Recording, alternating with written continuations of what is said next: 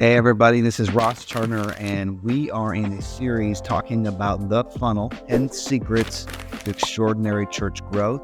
And this is talking about secret number 4, all about strategic branding. Branding is a topic that sometimes people don't really understand. We mean different things when we say the word branding. How do you know if the branding you have set up for your church or ministry is done right or needs some adjustments? What's the purpose behind it? We're going to dive into this chapter today. And by the way, if you haven't watched the previous videos, we've really laid the groundwork for the reasons and the motives behind using marketing for your ministry, some of the practical tactics when it comes to ads, marketing, funnel. And today we're really diving into branding. Go back and watch those other videos if you haven't yet. If you don't know me, my name is Ross Turner. I am the founder of Vibrant Agency. We are a church communications marketing team where we essentially work on staff for ministries and churches, even though we're remote, as the communications or marketing or graphics and media team joining your staff. So if you'd like to have a consultation or have some marketing communications members of your church come from us, we'd love to set up a consultation. You can click the links below to get in touch with us. Today we're talking about secret number 4, strategic branding. So a lot of people will say, hey, we've got a logo, so we're good, right? Our branding is done. We've got a logo. The first section of this chapter in the book says, before you get too deep into advertising, we need to talk about branding. Branding is a big deal, bigger than you may realize. It is the foundation of your marketing. So much more than just a logo. That's one of the big misconceptions that many people have is, hey, as somebody who's talking about branding, we are primarily talking about logo. Is our logo done right? Is our logo good?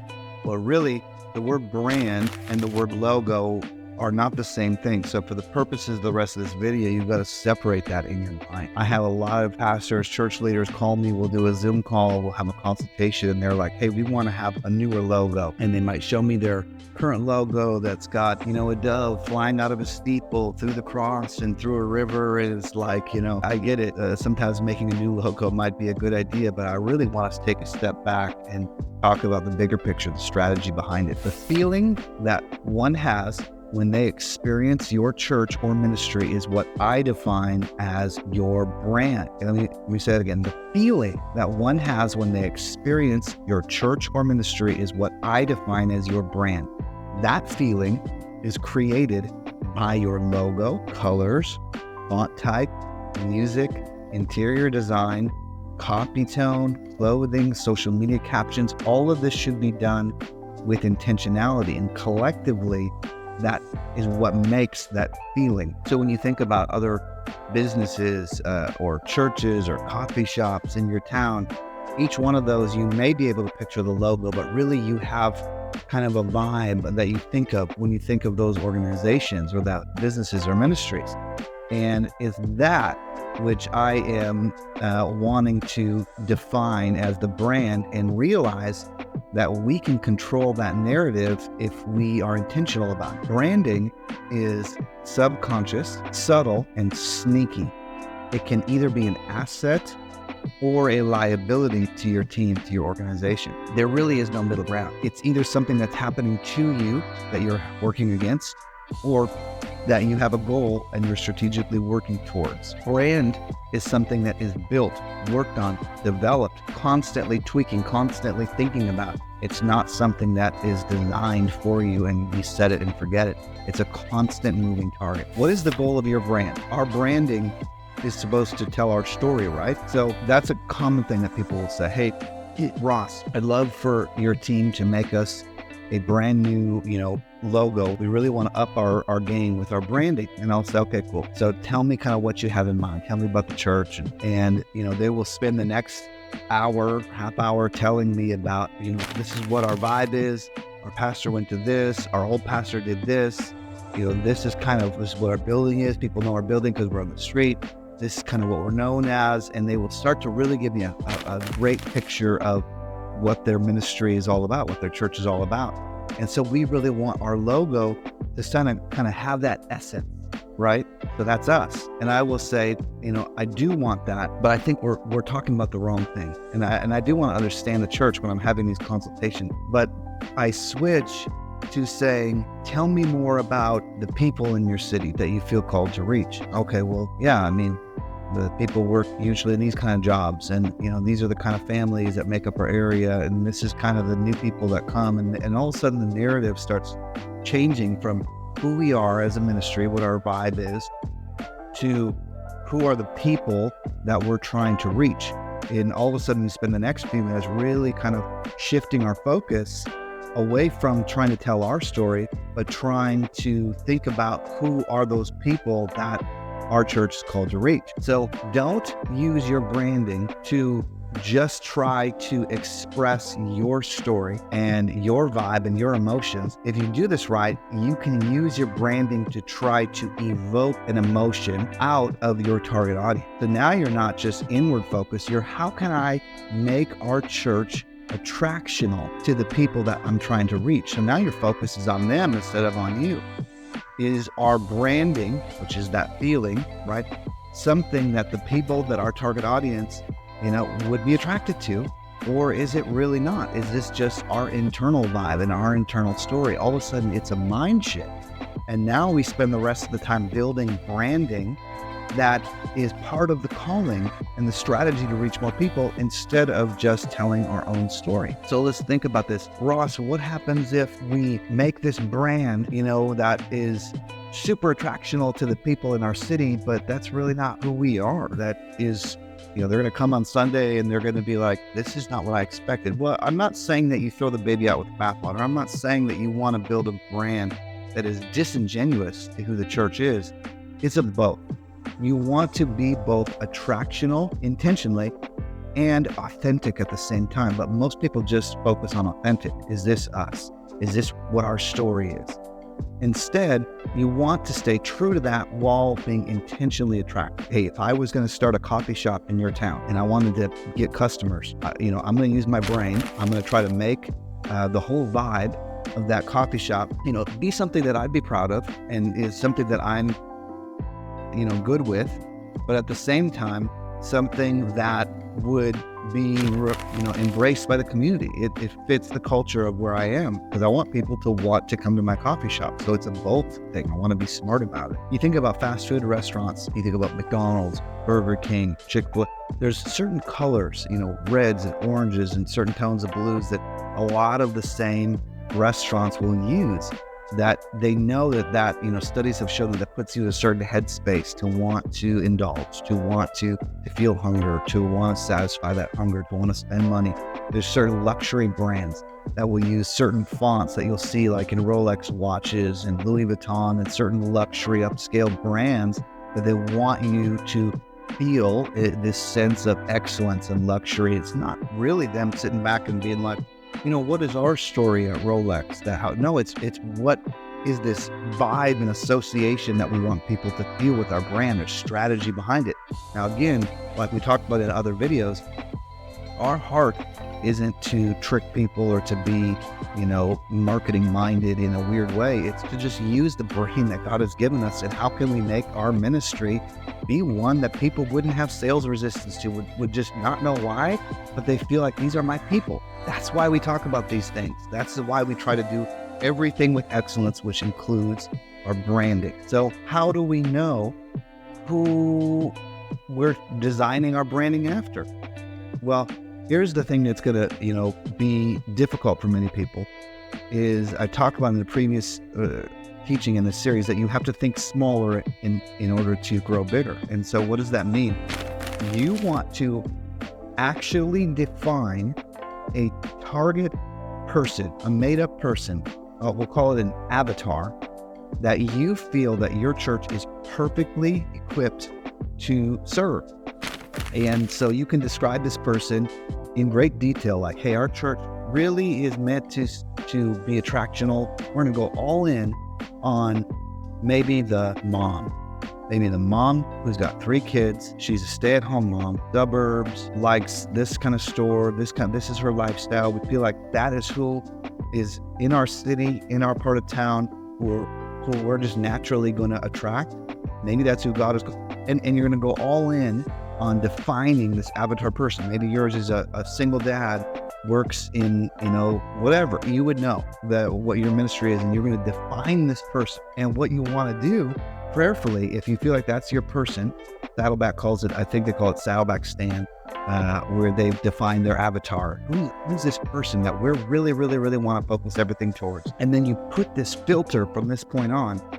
Does what we just designed, would that be attractional to the avatar person that we named and defined? Now, keep in mind, I've talked about it in other videos, that from the foundations, that just because you are going all in on this avatar person doesn't mean that other people won't naturally be attracted to your ministry. When we understand as humans who a brand is, it makes us more comfortable engaging with them just because we understand it. Like Whole Foods, I use as an example. Whole Foods definitely has an avatar type person. I don't fit that type of person. Still like Whole Foods. I understand what they're all about, and the ambiguity of not really understanding who a church is the greatest enemy. So defining who this target audience is and tailoring everything towards fitting that avatar person helps you in more ways than you can imagine. So defining that person prayerfully is step one in building your branding. So once you have this target person, this is what I go through with all the churches I work with, is we talk about the community, and then I say, let's define one target person. Who is this target person? Then we don't just start making logos. The next step that we do is we make what's called a mood board. What a mood board is a collage of images that you don't intend to use on any sort of logo or signage. It's just random abstract things that are just for vibe and for feel. A stock photo here, a color palette here, some text here, some sayings here, some textures here, and all of it is meant to say, hey, would our target audience person like this? Would they vibe with this? Now, here's something crazy. I'll tell you, I've had thousands of these conversations where, I'll meet with the church staff on Zoom and they will say, hey, I'll say, describe, what you think the mood board for this person would be, or for our brand as a church. And people will use terms like, hey, we want to be edgy or contemporary or modern or whatever words they use. And everybody in the Zoom call will, nod their head, yes, that's us. And you would be so surprised at how one word means something different in one staff member's mind than the lead pastor or than the youth guy. You say the word contemporary, that means kind of varying things. They're more different than they expect. So this mood board collage helps bring practical definitions. So now all of a sudden when everybody said, hey, you want to be trendy and edgy, and that's who our avatar would be attracted to. And I showed them a mood board that I would define as what they described. And 3 of the people would be like, yes. 2 of the people are like, no. And that helps people realize how more, we need to get more in sync on what we're defining as our brand. So using a mood board as step 2 after you define your avatar helps everybody to have buy-in on, yes, this vibe is what we should look like to be attractional to our avatar. So mood board is on there. There's examples on here, but I'll provide a link so you can download an example if you'd like. So here's the next thing. Well, people ask me, how do we know what colors we should use in our branding? And here's what I'll say, a couple practical things, but there is no defined rule, but you could spend the next week doing a deep dive on researching colors and how they affect your brain and things like that. But there's already been studies done, and they have emotions that they know scientifically are evoked by certain. So I'll read them to you here. First off, it says this: for your church, you can choose to read articles and research the exact way that certain color shades affect the human brain and do your own experimenting, or you could go with what are already trusted rules of thumb by industry standards. Here are some well-documented findings about color schemes and the emotions and feelings that they evoke. Deep blue, trustworthiness, wisdom, expertise. Light blue, charity, purity, wholesomeness. Yellow, happiness, hope, and optimism. Orange, new, fresh and young. Purple, royal, regal, and mature. Deep green, organic, well-assessed. Black, elegant, power, depth, tan, earthy, natural, and warm. You can do a Google search and kind of play around with them more, but from the foundation of who is our avatar, what are you thinking that they would be attracted to? Are you trying to convey like the person that they would really be attracted by more of an wholeness thing? That would be something that they'd be drawn to. Well, I think we should lean in. So it's not so much what colors do I like as the pastor or the church leader, it's what is part of our strategy. Now, another thing is some practical things. Pay attention to other churches in your area. Make sure to avoid using very similar colors and font types to them. I would say this, every church in your city has a unique DNA, a unique anointing, a unique calling, and probably a unique avatar type person that they're most naturally called to reach. You may be a church that is very multicultural, and another church around the corner might not be. Maybe your branding should be, your avatar should be reflective of the type of person that you feel like is most going to be attracted to your church. Maybe your church is in a different part of town of other churches, and there's different demographics living there, and it is very normal that your avatar will be different than another church around the corner. Not really even competing. It's just defining your unique calling. Logos should have one primary color and one complementary color, maybe. Doesn't even need to be two. I do not recommend having more than two colors. This doesn't include black and white and various versions of but if you're going to use a color, one primary, maybe one secondary. You think of Starbucks, it's one color, right? You think of Whole Foods, that's one color. You think of Walmart, that's two colors, the yellow and the blue. But you're really not going to see anything past, two. So don't have a gradient that goes from blue to darker blue to light blue to a river, and then like a little hint of yellow, like a sunrise. Stop it. One primary color and maybe a complementary color. That's my advice to you. Next question that gets asked to me, we're almost done here, is how long will our branding last before we need to update it? Will our branding stand the test of time? The best way to make your branding last a long time is to lean into simplicity, to not have an overly complex design style that is going to be something that's very specific to the time and era when that logo was made, when your branding was made. You got to understand, as a society, designs that are very relevant and attractional to your, target audience and really contemporary right now will look very different in 5 years from now.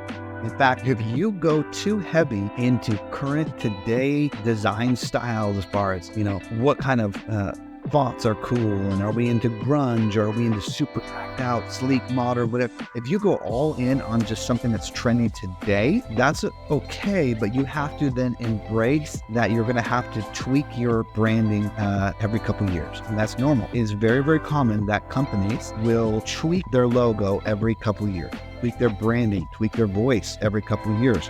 And that's healthy. I think that gets difficult if you make a very complex logo. So if you want to kind of build something that is tweakable and adjustable, make it pretty simple from the beginning.